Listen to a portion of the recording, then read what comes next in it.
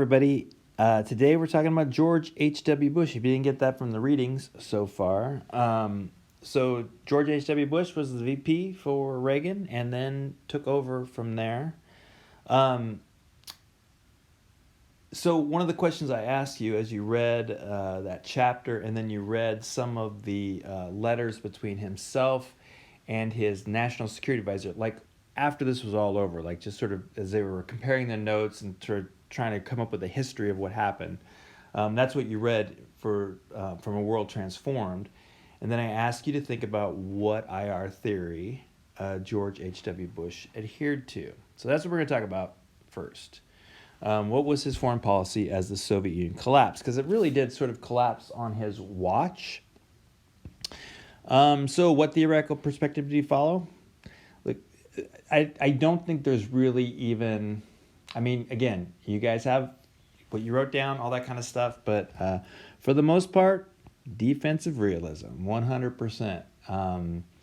When it came time for the Soviet Union's collapsing, his whole thing was stay out of it, don't push it to collapse, maintain or manage sort of the collapse, that sort of thing. So let's ask the question, was his foreign policy successful overall?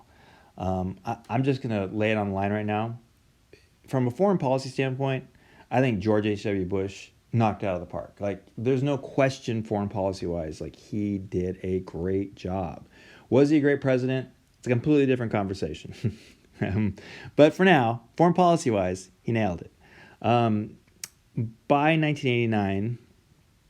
the Soviet Union's collapse was probably inevitable. Like, if he would have done things or not done things, probably wouldn't have changed much. Might have changed the reaction from the Soviet Union, how it worked, how it collapsed. It might have been more messy than it was. Honestly, the Soviet Union kind of died with not a big bang, but like kind of a whimper. And at the very least, we can say Bush didn't make it worse. So even though I can't say that he's responsible for the Soviet Union collapse, there are lots of foreign policy successes that we can see. And this is the interesting thing. He only is in office for 4 years. He does not win the 1992 election. But he does some things that any one of these things, any president would say, wow, that's my big legacy. And he does a number of things. So, for example, the collapse of the Soviet Union occurs without a major war. That would have been almost unthinkable. That the U.S. didn't have to fight a war to cause the Soviet Union to collapse, or the Soviet Union didn't start a war as it was collapsing. It's just crazy that it's sort of, again, we don't really talk about this very much because nothing happened, but that was a huge foreign policy success. The other things we can say is, even though the reason for all these Cold War alliances like NATO was the Soviet Union, and now it's gone, he helped manage it in such a way that things like NATO continued on afterwards. So he maintained a lot of those alliances. They didn't just sort of fall apart as the Soviet Union falls apart. Again, from a realist standpoint, you might imagine if the Soviet Union just collapses, now there's a unipolar power.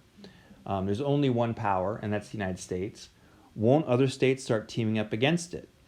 And whatever happens there, George W. Bush or H.W. Bush really did manage that pretty well. Germany is peacefully reunified after the collapse, where the Berlin Wall comes down, East and West Germany becomes just Germany. Again, the fact that would be peaceful, almost easy, it's crazy. I mean, it's just literally like no one would have expected this at all. And he manages this. Again, it may be not something he did, but things he didn't do that actually managed the situation. One more thing that was a big deal was the Gulf War. It was so successful, and it actually was probably one of the few multilateral wars that we really have fought since World War II. This was Operation Desert Storm. That's going to come up in the next video. But I'll just say this.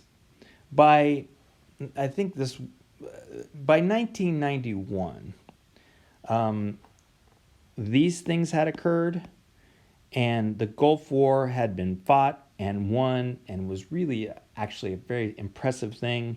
In 1991, Bush's approval ratings were through the roof. I mean, it was like a shoo-in that he would be reelected. He was nailing it all over the place.